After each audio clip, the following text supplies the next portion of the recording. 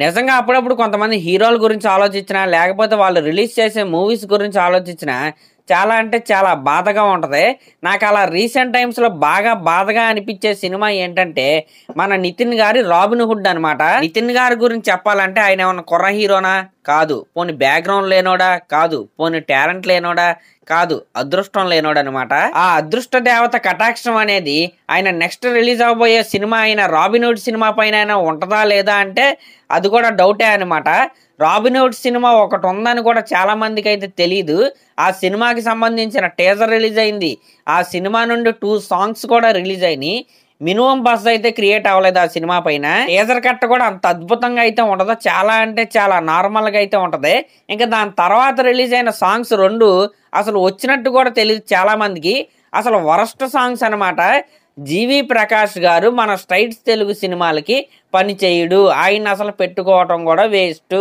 ఈ మాట నేను ఎందుకు చెప్తున్నానంటే, రీసెంట్ టైమ్స్‌లో 'జీవి ప్రకాష్' గారు చేసిన తెలుగు సినిమాలు ఏంటంటే 'ఆదికేశవ' కావచ్చు, 'టైగర్ నాగేశ్వరరావు' కావచ్చు, లేకపోతే మొన్న రీసెంట్‌గా వచ్చిన 'వరుణ్ తేజ్ మట్కా' కావచ్చు.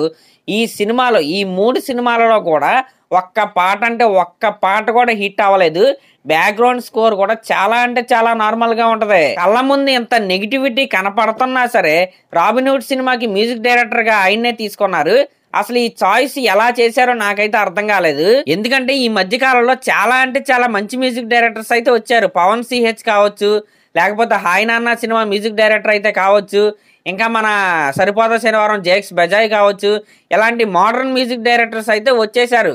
కాబట్టి వాళ్ళని తీసుకుంటే బెస్ట్ ఏమో అని నాకైతే అనిపించింది. 'జీవి ప్రకాష్' గారు మంచి మ్యూజిక్ డైరెక్టరే, కానీ ఆయన మ్యూజిక్ అందించిన స్ట్రైట్ తెలుగు సినిమా ఏది కూడా అంత పెద్ద హిట్ అయిన సినిమా అయితే లేదు. నాకు ఇంకా ఏమనిపిస్తుంది అంటే, తమిళ సినిమాలకి మిగతా సినిమాలకి చాలా అంటే చాలా నెంబర్ 1 సాంగ్స్ అయితే ఇస్తాడు. ఆయన అక్కడ మంచి సాంగ్స్ అయితే కొట్టి మన తెలుగు సినిమాలకి ఏమన్నా కొత్త ప్రయోగాలు చేస్తాడా అనిపిస్తుంది. ఇంకా ఈ సినిమా పైన లో బజ్ ఉండడానికి ఇంకో కారణం ఏంటంటే, సినిమా రిలీజ్ డేట్ అనమాట. ఇప్పుడు మొన్నే రీసెంట్ గా అయితే అనౌన్స్ చేశారు, మార్చి 28న 'రాబిన్ హుడ్' సినిమా అయితే రిలీజ్ అయిద్దని. ఒకవేళ 'హరిహర వీరమల్లు' సినిమా గనక రిలీజ్ అయితే అసలు 'రాబిన్ హుడ్' సినిమా 28th నుంచి ఎక్కడికి వెళ్ళిద్దో కూడా తెలీదు. వీళ్ళు ముందు రిలీజ్ చేద్దాం అనుకున్న డేట్ ఏంటి, December 25th అనమాట. ఖచ్చితంగా ఆ రోజు కనుక సినిమా రిలీజ్ అయ్యి ఉంటే December 25th నుంచి న్యూ ఇయర్ వీకెండ్ వరకు నిజంగా సినిమాకి పాజిటివ్ టాక్ గనక వచ్చుంటే చాలా అంటే చాలా మంచి ఆక్యుపెన్సీలు అయితే ఉండేవి. ఇప్పుడు మార్చి 28న 'హరిహర వీరమల్లు' సినిమా రాకపోతే ఓకే. ఒకవేళ అదే రోజున అనుకున్న ప్రకారం 'హరిహర వీరమల్లు' సినిమా రిలీజ్ అయితే మార్చి 28th నుంచి ఈ సినిమా ఎక్కడికి వెళ్ళిద్దో కూడా తెలీదు.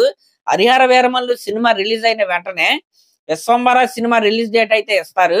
'విశ్వంబర' తర్వాతే 'రాజాసాబ్' రిలీజ్ డేట్ కూడా వచ్చేద్ది ఈ మధ్యలో.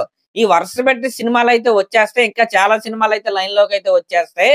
అసలు 'రాబిన్ హుడ్' సినిమాకి సరైన రిలీజ్ డేట్ కూడా దొరికే పరిస్థితి అయితే ఉండదు. ఇంకోసారి కనుక ఈ సినిమా పోస్ట్ పోన్ అయితే డైరెక్ట్ అస్సామే. దీంట్లో ఎటువంటి డౌట్ అయితే లేదు.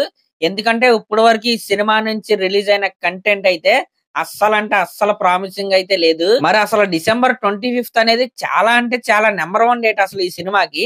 'పుష్ప' సినిమా రన్ కోసం అయితే దాన్ని అయితే పోస్ట్ పోన్ అయితే చేశారు.